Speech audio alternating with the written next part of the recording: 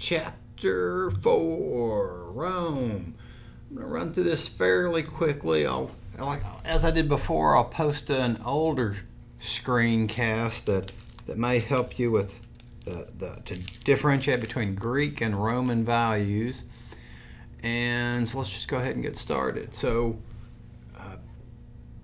big picture here. So we want to go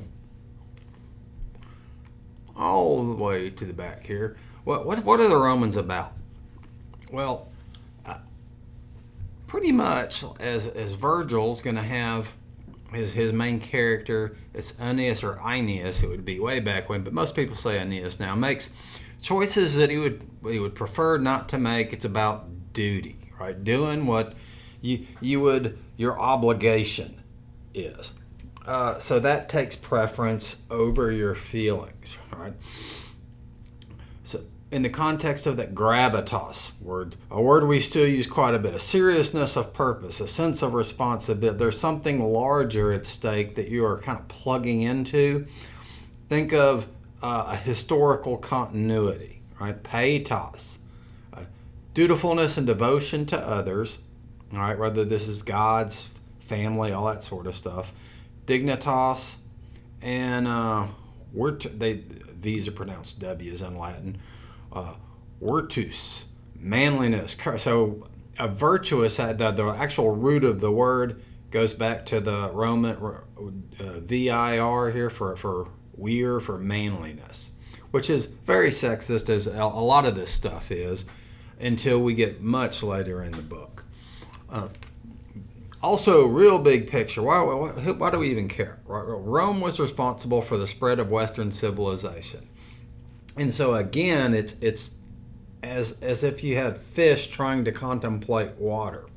So much about even our American way of life is predicated on Rome. Well, how can this be if it was way back when? Well, what Rome did, Rome lasts a long time, as we're going to see. But even after Rome, the actual city is not as important as it used to be. Roman culture goes in this case, it goes east to Old Byzantium. It's going to get renamed Constantinople. We're going to see this in the future. That lasts a long, long time. Constantinople does, in the sense of a Roman-based culture. That's going to come back into Europe, and some people argue goes other places. Europe to America, the combination of trade and so on and so forth. Most of the world now is becoming Western. Not all of the world, but most of the world. All right, can we go back? Sure. Right. So things that we like, all right, when we say Western culture, they're going to inherit the individuality of the sort of the thinking to a certain degree, but it's going to all be subordinate to something large, usually the state, but maybe the family, some other things, some religious purposes, and so on. So we're not fully formed with Western culture yet. We're still getting there. And kind of combining here is when, under Constantine, when Constantine adopts Christianity as the official religion of Rome after the capital is moved, then we're going to combine early Christian thinking. So that's going to be a mix of Jewish thinking and some of the thoughts of the early Christian fathers. That's going to become the official religion of the Rome. It's very much going to change things. Right? Sort of the proto-Catholic Church, if you will. And one of the things we're going to look at now is the Republican Rome, when it's not governed by one person, a dictator, to imperial Rome. All right, Etruscan culture. This is, it depends on who you read. Our book siding with that the Etruscans are kind of the civilized and a more advanced civilization, if you were, and the tribal Romans more or less adopted Etruscan culture. All right, what the kinds of things were the Etruscans concerned with? Elaborate tombs, big, large, as if someone was meant to live there. So clearly a notion of the afterlife. So there are parallels with the Egyptians. And if you remember from before, the Ka would go back into the mummified body, right? And there would be a backup statue there if in case something went wrong with that and so on. But the idea the Egyptians had was that the pharaoh was going to live there, going to live for a different kind of existence, right? So it seems as if it seems that's the same case here. One thing that is going to be different than the Greeks: Etruscan women, more literate and independent, enjoyed a higher legal status. This is going to continue for vast majority of Rome. So it'll be a lot better than for women sometimes during the Middle Ages. The old founding myth of Rome, Romulus and Remus. Romulus kills his brother for jumping over the wall. You stress the importance of walls, and there's a backstory to all that. Seems silly, but that's it. And this idea they build things, or engineers, drained a large marshy area. With ancient civilizations had the ability to do this. There are some really neat examples we will talk about in the future as well. But even Rome itself, right? We're going to get to the 7 hills, 7 families, and that's sort of the core of the I don't know, the bigwigs in the community anyway. Okay, sewers, roads, bridges. These are all very important. And now, today, we completely take all this sort of stuff for granted. Right?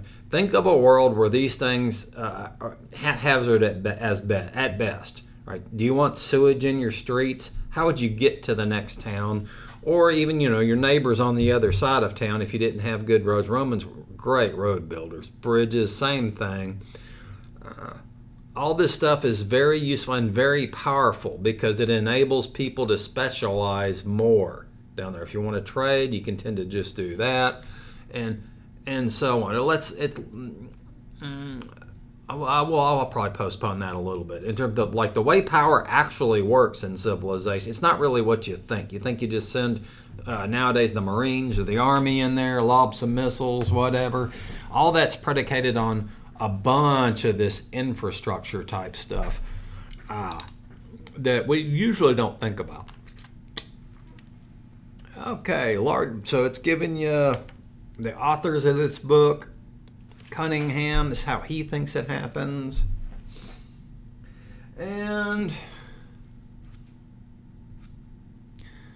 let's get to the better stuff here. Okay, so Rome initially constituted itself as a republic. So it starts out not as a dictatorship, and authors are constantly talking about the dangers of what happens with dictatorships. A lot of I don't know if all y'all watch that, ruling people, right, a lot of early kings anyway, that ruled Athens in the area. And there's a whole theory anyway that goes that it had to deal with the reason Athens became a democracy is because it was hard to control. The flat parts of land were important. Olive farmers were tending to their olive trees. Right, so it tended to fragment the power. Rome really liked the model of fragmented power, not power united in what we would call a king. Right? So what they're going to eventually call a Caesar. All this is going to go away because it didn't seem to work out over time for them. So while we're still in the days of the Republic, the Senate's the most important institution, which really meant aristocratic families would tell everybody what to do. All right, this is where all the power was vast majority anyway of power was constituted. So when Rome was a republic, its sort of main rival across the Mediterranean on the north of Africa now is Carthage. Right, that the Phoenicians founded a long time ago. It was a lot wealthier than Rome. One of the I don't remember if it's one of the wonders of the ancient world or not, but it is kind of amazing. Is if you're ever interested, just Google their seaport and how ships came in for a while. Should be some YouTube, some such thing like that. All right, but anyway, Rome takes them on. Right, all this growing wealth. Carthage is eventually going to get us. Let's just bring it on. So the Punic Wars, territory consisting of subject provinces, protectorates, and nominally free kingdoms, all of which depend on Roman goodwill and administrative. They increased their land mass effectively that the Romans controlled. as they were fighting, I mean, the smart money was actually on the Carthaginians, but the Carthaginians had a fundamentally flawed strategy in that, as a lot of other, I don't know, proto-nation states or whatever you would want to call them, they didn't have quite the standing army that Rome did. And so what they'd like to do is hire people to fight because they had so much money and then sort of disband them after that. That just does not work when it gets real sticky, as it were. All right. So the emergence of Julius Caesar, right? This is when Rome goes from a republic to an empire. This is great, causes great consternation for Brutus and some of the other people y'all have probably heard about. Caesar doesn't actually last that long at all. It's just the precedent has been set.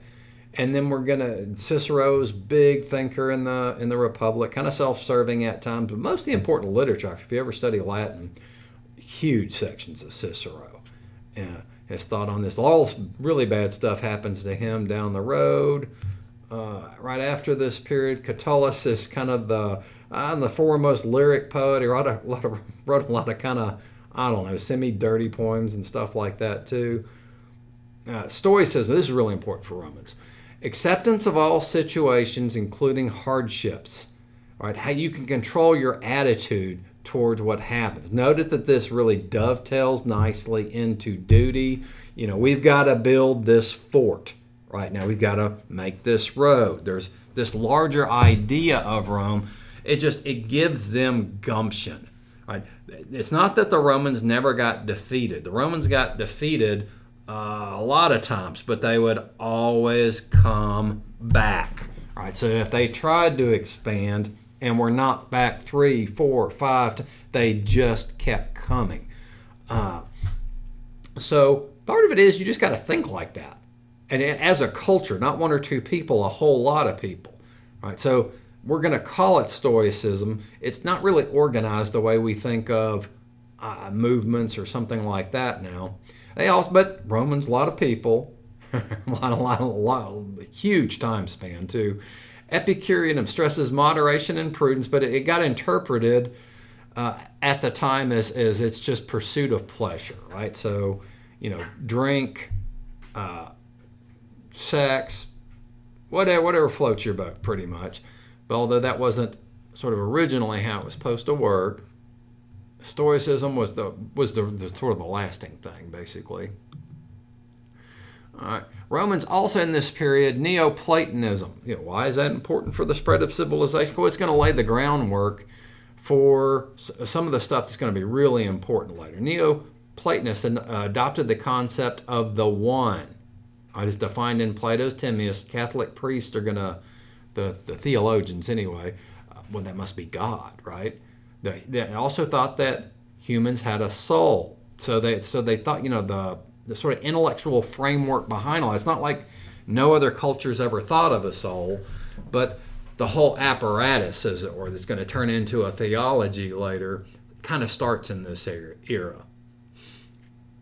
Oh, also, angels, this idea of having angels and demons as we talk about them now. You can find references in works to angels and demons, but it doesn't seem to be quite the same thing.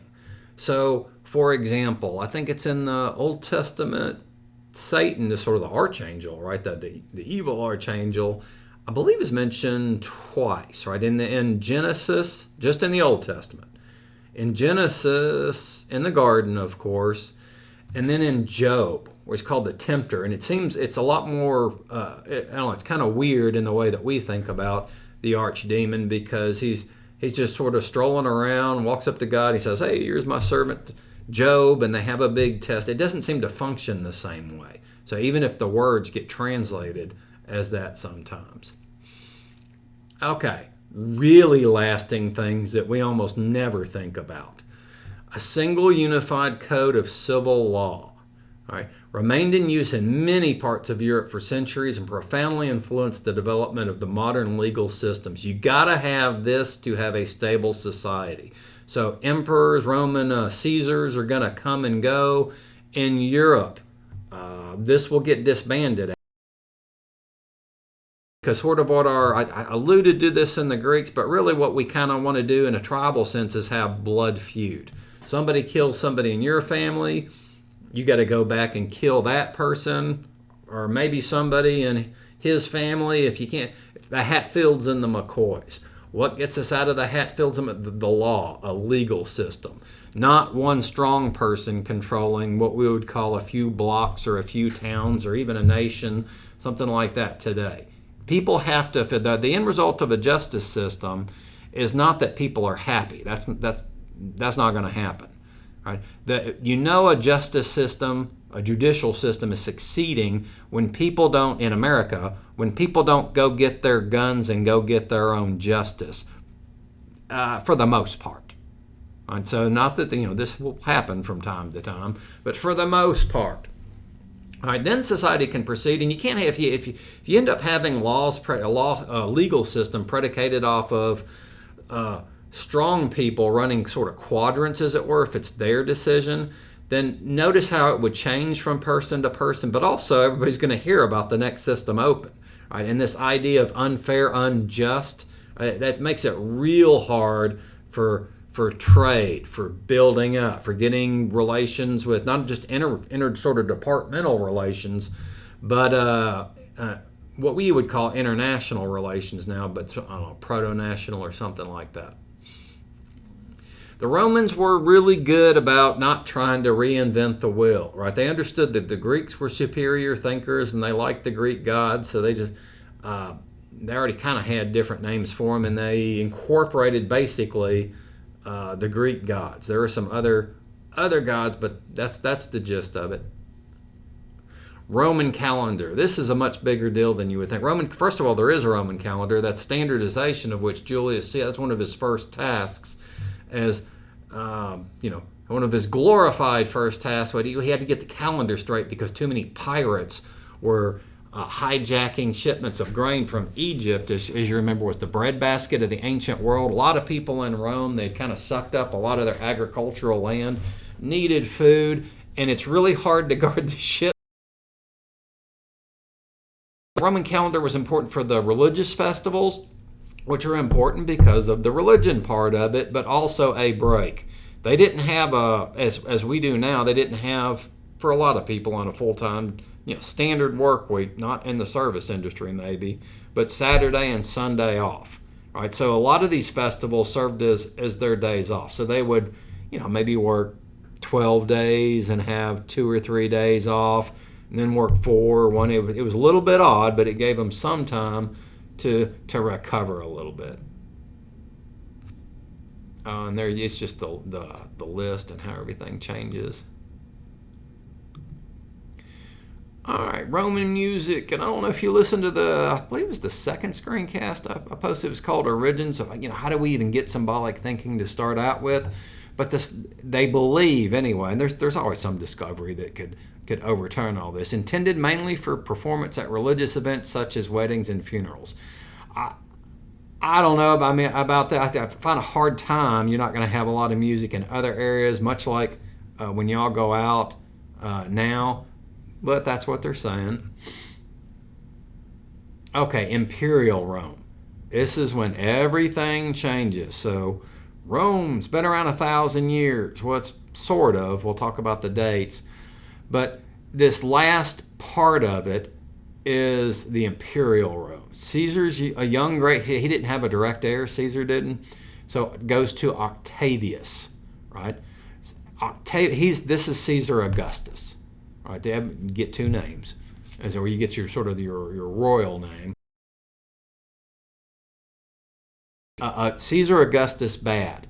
The Jewish people never liked this increasing Hellenization, and so although it's Rome is doing it, nobody likes living under Rome, but it's still a lot of Greek and now kind of smashed with Roman culture coming in. So lots of different things that people see but they don't like. And so you remember the stuff that comes with it. So the census to start out with. But nevertheless, if you get outside of the biblical frame of thought, Octavius, pretty successful ruler, Caesar Augustus, A matter of fact, it doesn't. No other emperor actually achieved the sort of degree in peace and prosperity that he did. And we're gonna probably will consider this as a unit until turned Emperor Constantine. And one of the things, Augustus, the huge civil servant, all the bureaucrats. We tend to think of bureaucrats as bad. If you go to the DMV, your paperwork gets hung up on some bureaucrat. That's really bad. But what's worse is, of course, is if you have no DMV. It's just that we're not used to that, so we just like complaining about the system we have not really working as fast as we'd like, or something like that.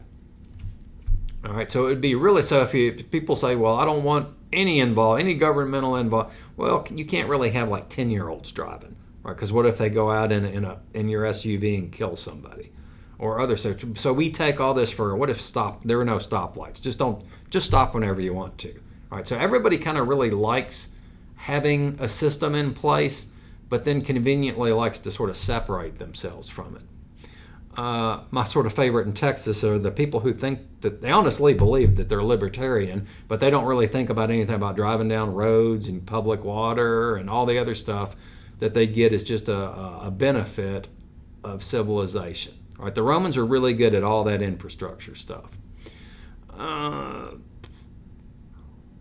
Also the army. Right? This is Julius Caesar really exploited this, and Caesar Augustus, Octavian didn't want this to happen to him. Other emperors have done this. We're going to see that Constantine's going to do this later on when this falls apart a little bit. But Julius Caesar was able to, the very guys he was commanding in what we would now call France, he goes back and he takes over. So Augustus is like, let me not let another general do this to me now that I'm in charge. So let's try to get to the army's actually reporting to me. Right. Freedom of travel and trade, right? Besides all the good economic stuff that happens with free trade and travel, and it just historically it seems to benefit both sides involved if it's fair. And one of the things we don't think about is all this spreading of early Christianity by Paul. Paul is just huge in the ancient world.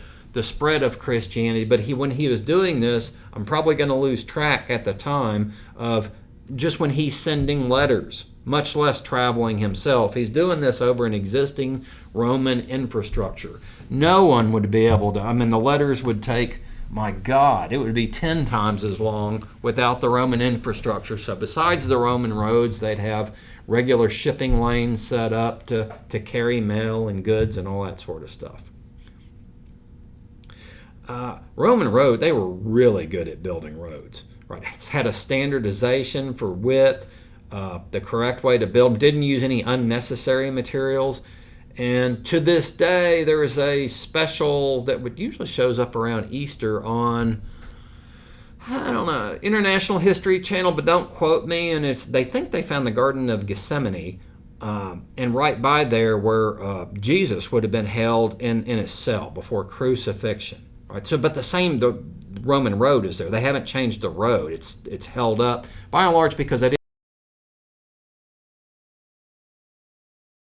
find substrate on the bottom, and then larger gravel, and eventually you're going to get up to hopefully some river rock or other flat rock that you can put on top that will move around a little bit and settle. So it's not a whole lot to break down. Well, nothing really to break down. Okay, how do we know about Roman culture? Well, one of the ways we know is Vesuvius erupted, and Pompeii and Herculaneum, which was just across the bay. So 20,000 people in Pompeii. Several Romans were big on public. We already knew this before, but now we got a better record of it. And this is the kind of stuff that ticks people off, right? Especially getting into other cults. Pompeii was pretty close to Rome proper, but theaters, concert halls, an amphitheater, and the Romans in themselves significant representation of brothels. A lot of all the stuff we would say was think of theaters as I don't know. Most people don't like theaters. And even into the Renaissance time with Shakespeare, you had to build out city walls. A lot of sort of the seedy element of society will go to theaters. Before, all over the place. But the Roman, they're not. They don't have Pauline morality, basically, as we do in our culture. All right, so you have these are kind of neat. They had to their bodies decomposed a long time ago. This was all dirt around them, and so what people did was they poured plaster down into what was a cavity, an air hole. All right, so that's how they got these bodies. And one of the things we find, even going back way into Paleolithic times, low sugar. So people tend to have they're eating better too, and a lot of it's like their teeth come in a lot more correctly. So your book doesn't go into this, but as I've had mine. A lot of you either have had or you will have to get your wisdom teeth out. It seems like this is more of a modern thing. People way back when didn't have to do that.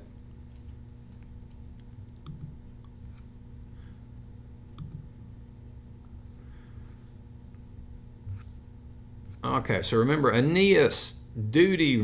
I told you before Romulus and Remus, but Virgil's going to sort of smack a larger myth on top of that, and it's okay if these two things exist together in the ancient world mindset. With Aeneas coming from Troy, which goes back to the Greek world, right? So because remember they're lifting a lot of stuff from the Greeks, and so in your I say works in your response, notice that you could pick some of the sections from the Aeneid here, right? That's a literary work. It wouldn't have to be any of the visual arts that are usually on the bottom side of this scroll. Anything in the book that you can click on, there's a lot of stuff here. Just about any tool will work. Oh, it just gives you a lot of help here, by the way. Roman ideals or translate values. Right? It really help you out. Horace, really good poet back, and there were a lot of pastoral stuff. Juvenal. Y'all probably don't care about that. Ovid was kind of cool. He ended up getting exiled, probably because he saw something having to deal with Augustus' daughter, right, that he shouldn't have seen. But Metamorphosis, Book of Changes. Ovid's always fun, and Metamorphosis about somebody does something to tick some god off or just happens to be the victim of what a god. It changes into lots of things, including trees and bushes and animals and all that sort of stuff. Metamorphosis, Book of Changes. These are frescoes.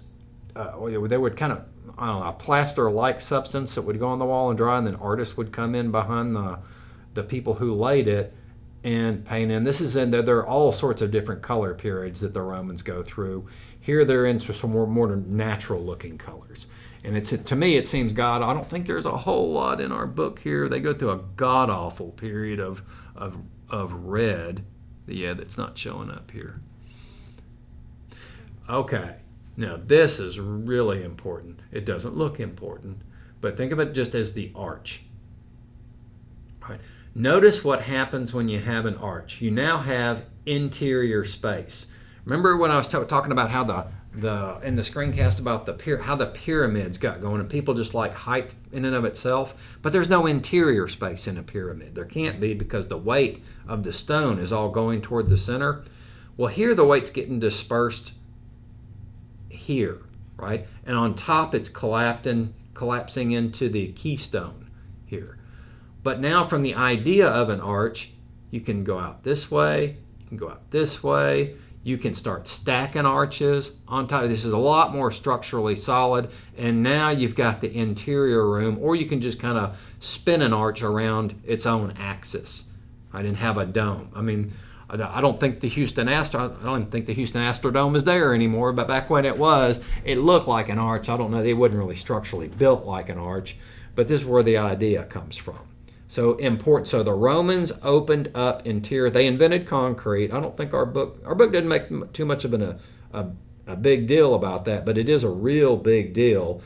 Concrete helps open up all of this stuff. Look at all the arches, right? And by the way, you could also do this for your response. Arch, row of arches, strong. So just stack another one on. Stack another one on. Put this kind of facade or top on. And there was a big screen they would use to get some sunshade from, or shade from the sun, that they sort of had these ropes they would turn in pillars down here. Oh, by the way, this would look a lot better, except for one of the popes, when they were building St. Peter's Basilica, stole a lot of the granite off of there. So that's not time necessarily they did that. That's just somebody needed some. That people, after these kind of building projects that we've been through, all the good rock gets used. And so why go through the trouble to quarry when you can just get existing?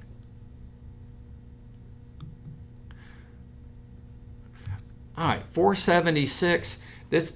The Romans kind of gave up on their tradition. So this is Rome goes away, but for most people at the end of the Roman Empire, it's not that big of a deal that, well, they say the German barbarians took over. It kind of sounds like crazy people with long beards are coming in with battle axes and wearing bear skins and all that sort of stuff. That's not the case. The people that came conquering had actually been commissioned, sort of subcontracted by the Romans to protect the frontiers. They looked very much like Roman soldiers. They were trained by the Romans to fight like Romans. And I can't get into that. It would probably take me 40 minutes just to get into how the Romans were fighting. I may do that in the future. But remember to just come talk to me in an office hour. And I am at the main campus now. I had to move up here in liberal arts. Just ask anybody. But by and large, it doesn't really seem to change. So there's not an Italian-born, a Roman-born emperor on the throne. Right, the Germans come in, take it over, but it kind of dies off. Here in Europe, it's going to exist in old Byzantium, New Constantinople, further east. Your responses to be hard, so don't overthink it. Think about what a value. I gave you a couple of layups here. Remember, you got to do some work on your own, and just think about look up value. What does it mean? It's kind of obvious, some of these, right? So that's all part of it. But do message me if you have any questions.